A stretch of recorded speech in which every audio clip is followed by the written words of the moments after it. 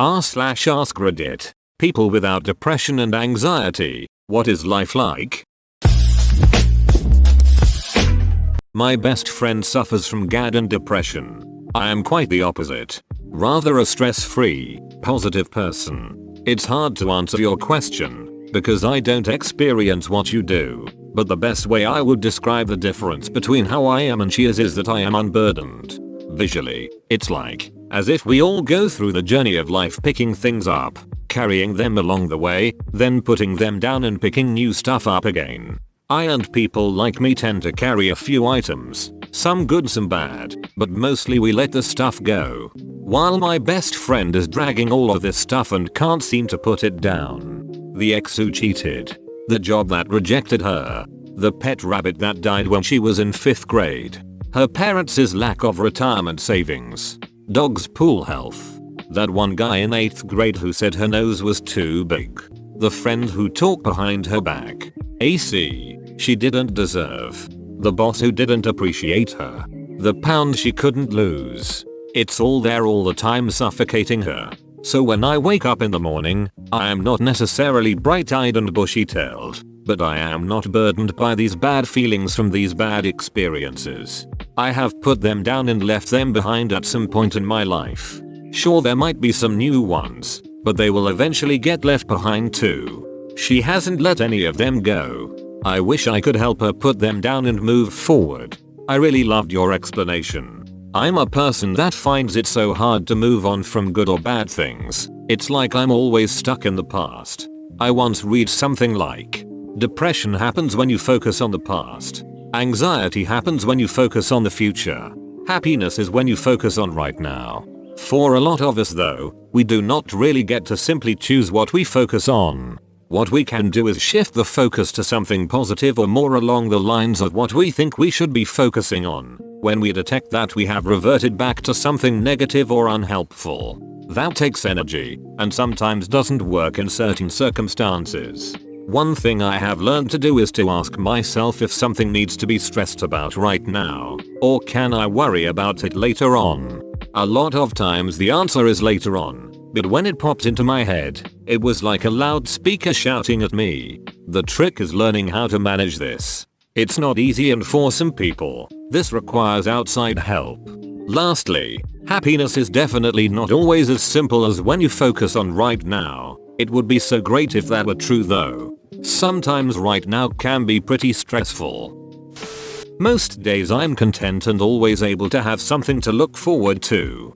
Like I'm eager to go to work, because I get along with and have fun with my co-workers. But I'm eager to go home, because my wife and kids make me so happy. I think that's the best way to describe it. Always having something to look forward to.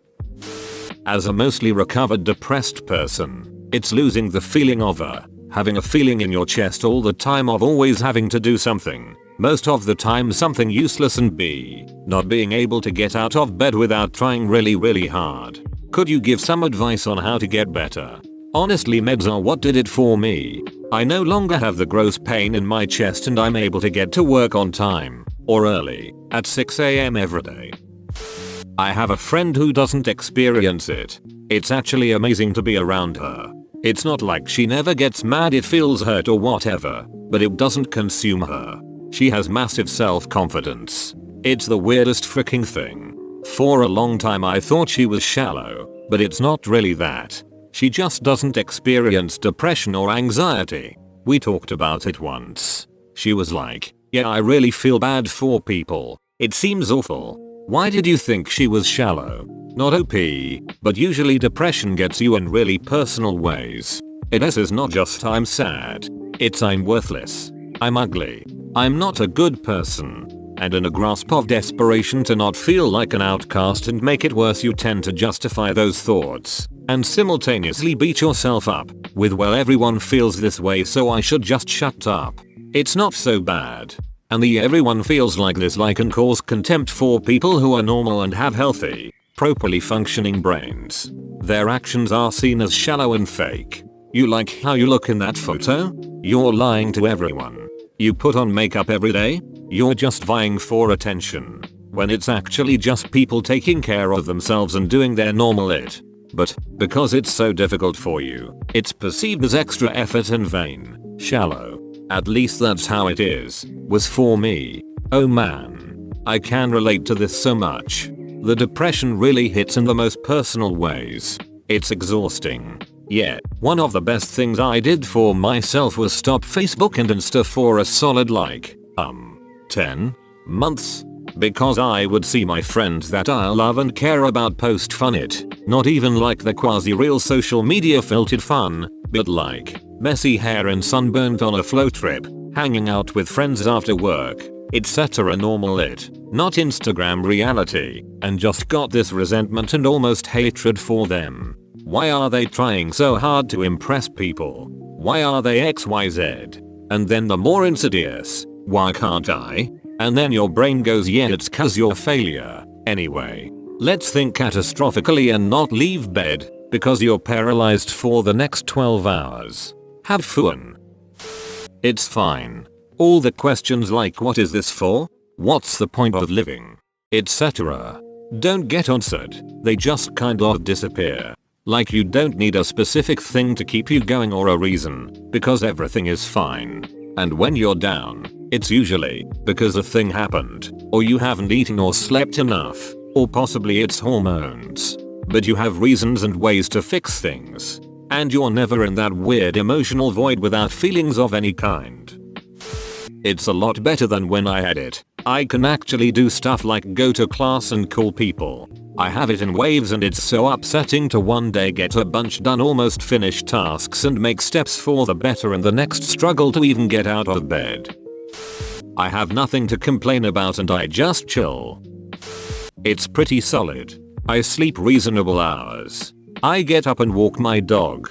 I make and eat 3 square meals a day for my family. I work on projects that give me a sense of completion and self-satisfaction. This post brought to you by taking my meds every day and being vigilant about my mental health. I know this winter is going to be tough, but right now, I'm solid. I've never had anxiety or depression, so I'm not really sure how helpful this will be, but here goes. There are some things in my life that suck, but that's just how things tend to be. I don't get along well with my family. I'm 16 for context, but I'm not angry or upset at them for having a personality that clashes strongly with mine. I've never seen the point in being upset about things that can't be changed, and I'm generally quite easygoing, so I'm kinda good at the moment.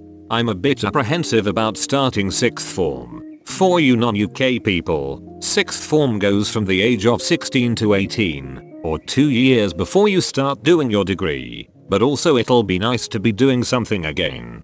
Oh, and I'm meeting up with one of my friends on Monday, so that'll be nice. Sorry if I explained that badly, but life just sort of does its thing and it's very hard to describe. Also, I'm autistic and I suck at getting a point across.